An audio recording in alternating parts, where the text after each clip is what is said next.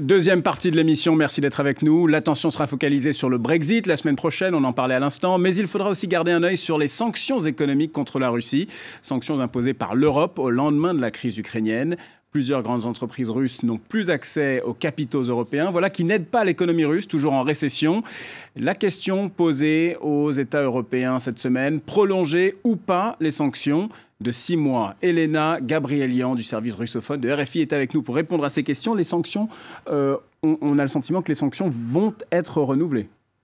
En tout cas, ce serait une grande surprise si les sanctions sont levées, puisque aujourd'hui, tous les éléments qu'on a ne permettent pas de faire cette pronostic que les Occidentaux vont supprimer les sanctions, parce que la condition sine qua non, ça reste quand même l'application des accords de Minsk, les accords qui ont été signés pour résoudre le conflit dans l'est de l'Ukraine. Et tous les jours, on a des accrochages dans l'est de l'Ukraine. Dans la nuit du 11 juin, il y avait une dizaine de soldats ukrainiens qui ont été tués. Et le secrétaire général de l'OTAN a accusé la Russie d'apporter toujours son soutien aux séparatistes, fournir des matériels, aussi des armes.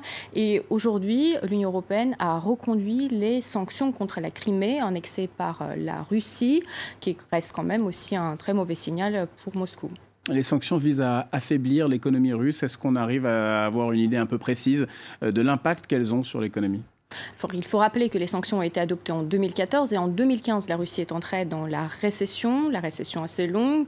Le PIB a baissé de 3,8%, la production industrielle aussi.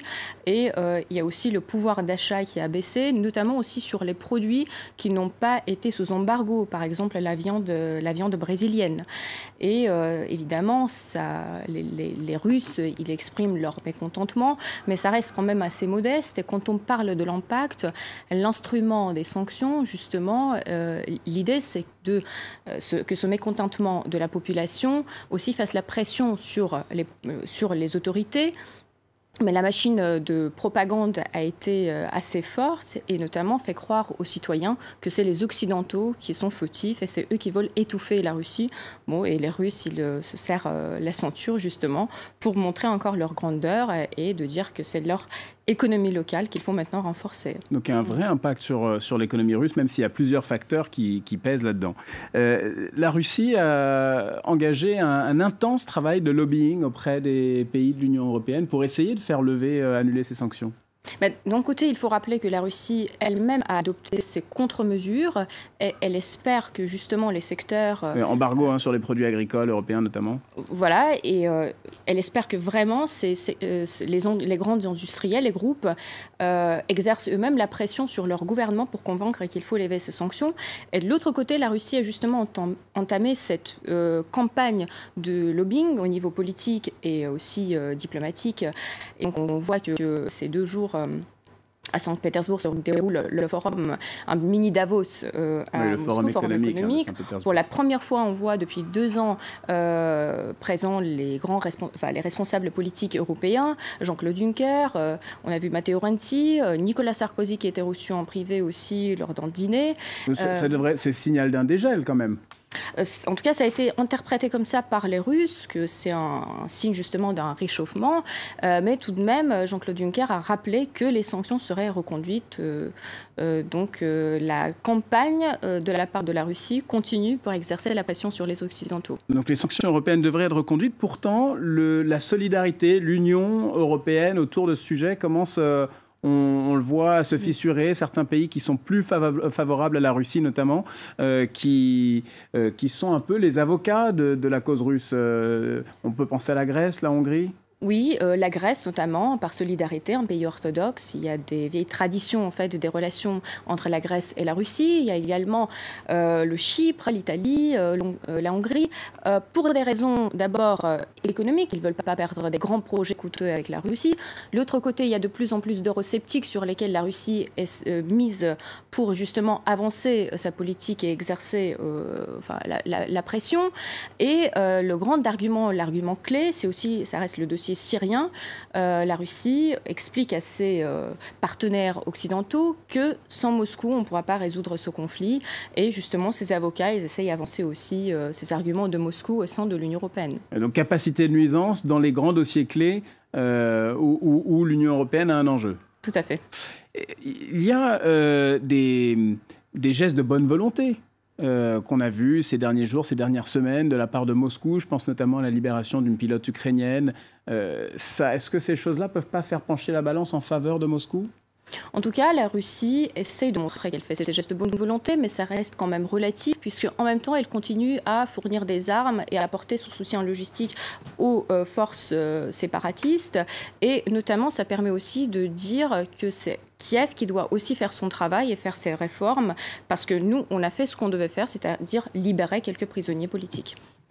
Et la Russie, est-ce qu'on peut penser que Moscou joue le coup d'après? C'est-à-dire que les sanctions sont renouvelées tous les 6 mois. On a l'impression que là, les dés sont jetés, les sanctions vont effectivement être renouvelées cette semaine. Comme vous le disiez, Jean-Claude Juncker lui-même disait, bon, c'est à peu près décidé. Est-ce que la Russie est en train de jouer la décision qui devrait être prise à la fin de l'année, en décembre? En tout cas, la Russie vise loin, puisqu'elle déploie ses forces sur plusieurs niveaux, que ce soit dans le domaine économique, avec cette pression sur les groupes industriels, avec plusieurs rencontres à travers des différents forums économiques, et sur le plan également politique, et en espérant que justement c'est au sein de l'Union européenne qu'il y aura ces fissures, et que c'est l'Union européenne qui comprendra en fin de compte qu'il faut supprimer ces sanctions. C'est en tout cas la politique de Moscou.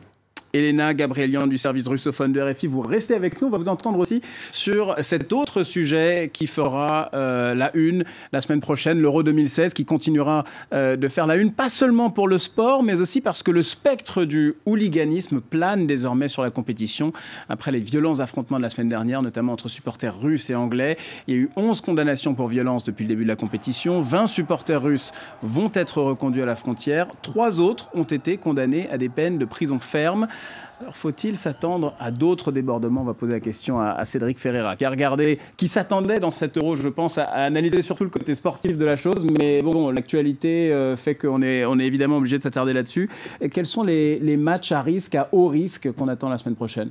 Les autorités ont encore ciblé 2 matchs à haut risque dans cette phase de poule. Il y a d'abord le match Slovaquie-Angleterre lundi prochain.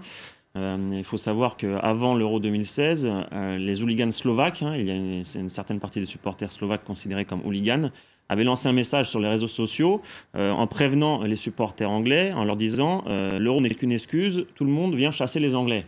Donc voilà, ils annonçaient un petit peu la couleur, donc forcément les autorités sont prévenues, j'imagine qu'il y aura des dispositions de sécurité qui seront prises pour éviter ça.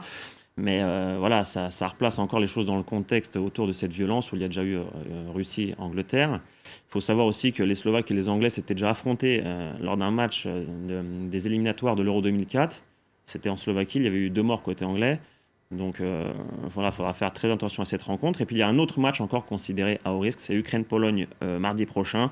C'est le dernier match classé à haut risque par les autorités. On s'attend peut-être à des affrontements entre Ukrainiens et Polonais. Il faut savoir qu'eux aussi, parmi leurs supporters, ont certaines personnes considérées comme ultranationalistes.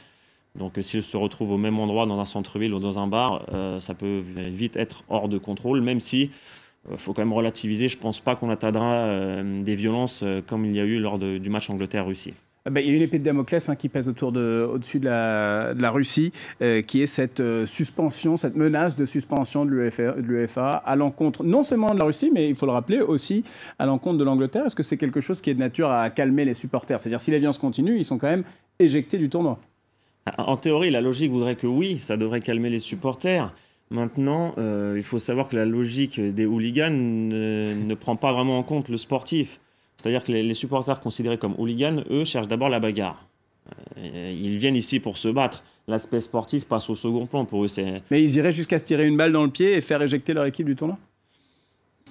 C'est possible, oui, c'est possible. On a déjà vu dans d'autres compétitions sportives en Europe de football où des équipes ont été sévèrement sanctionnées par l'UEFA à cause du comportement de leurs supporters qui s'est multiplié plusieurs fois. Donc après, du côté des supporters anglais, je ne pense pas qu'ils vont encore causer d'autres problèmes parce qu'il faut savoir que la logique des supporters anglais et russes sur ce tournoi, elle est un peu différente. Les Anglais viennent d'abord pour faire la fête. Maintenant, ils ont quand même une culture, disons, une culture assez forte du football. Si on les cherche, on les trouve. Eux, ils ne feront pas dans le combat. C'est un peu, pour simplifier, c'est un peu ça. Ouais. Les hooligans russes, eux, sont vraiment venus pour se mesurer aux Anglais parce qu'ils considèrent qu'aujourd'hui, en termes de comportement de hooligans, ils sont supérieurs aux Anglais. Donc, ils veulent leur montrer qui c'est un peu les plus forts en Europe. Et c'est un peu pour ça aussi qu'il y a eu des débordements à Marseille. Et Elena, vous tenez à rappeler que les violences qui sont imputées aux Russes sont les agissements d'une minorité. Alors, il faut savoir que, évidemment, comme on a déjà dit tout à l'heure, les Russes, y compris les Anglais, certains groupes sont venus justement pour des affrontements, pas pour cette fête sportive.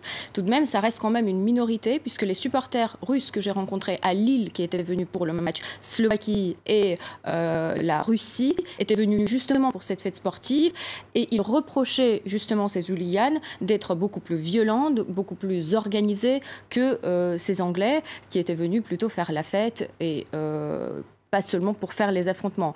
Et donc, les Russes, ils se sont attaqués justement à ce mythe du hooliganisme anglais et eux-mêmes, ils se sont inspirés justement des Anglais, il faut dire, au début des années 90, après la chute de l'URSS, où les hooligans russes, ils ont fait leur apparition. Donc, et aujourd'hui, il faut tout simplement rester vigilant pour tout ce qui est les matchs à venir.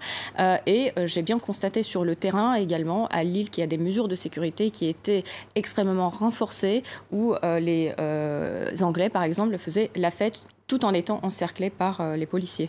On a vu ces images effectivement sur France 24. Très très rapidement, Cédric, avant de se quitter, qu'est-ce que vous regardez vraiment le côté sportif des choses dans cette deuxième semaine de l'Euro 2016? Quels sont des matchs à venir, peut-être une équipe qui va peut-être confirmer son talent?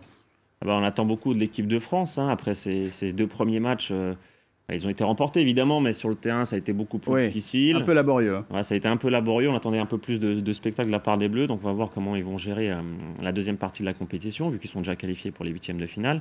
L'Allemagne aussi, qui a eu un peu de difficultés. Alors certes, ils ont fait match nul contre la Pologne et gagné leur premier match. Mais voilà, c'est comme l'une des équipes favorites de la compétition. On ne voit pas beaucoup de spectacles pour le moment. Après, du côté des surprises, il y a peut-être l'Islande qui a bien réussi son entrée en matière contre le Portugal. L'Islande qui participe pour la première fois à l'Euro, alors que le Portugal fait partie des outsiders.